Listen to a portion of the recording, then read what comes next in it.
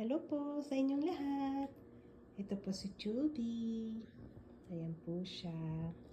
Last month po, meron po siyang annual check-up and blood works.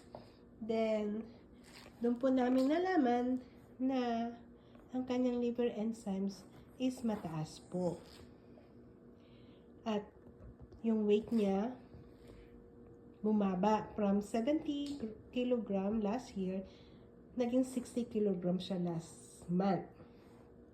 So, I thought, dahil nasa health weight management siya, I thought baka doon bumaba yung weight niya. Pero, baka dahil din sa elevated ng kanyang liver enzymes, baka din nag-lose ang weight niya. So, in that case, sabi ng doktor niya, obserbahan siya for 2 weeks for water intake, kung malakas pa siya uminom ng tubig, saka ihi siya ng ihi, at nagpapanting. So, in 2 weeks na naobserbahan siya, normal naman lahat yung kanyang water intake. So, the second option is ultrasound.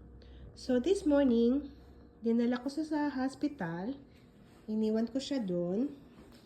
Ito yung, niya, shinib yung bandang abdomen niya para ma-ultrasound kung ano man nangyayari sa kanyang liver.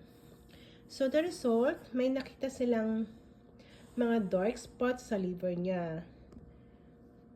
Kaya, binigyan siya ng mga gamot, isang pang-maintenance niya sa liver and enzymes, liver and kidneys. Yung isa naman parang antibiotic. Pero, after 2 weeks, may follow-up kami.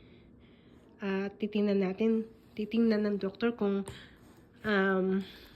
okay ba yung gamot na binigay niya, kung may yung maganda ba yung binigay na gamot, o yung kung may development ba dun sa liver niya. Kung wala, third option, iba-biopsy siya to know baka cancer na yung may cancer siya. So, I'm so sad na malaman ko yun.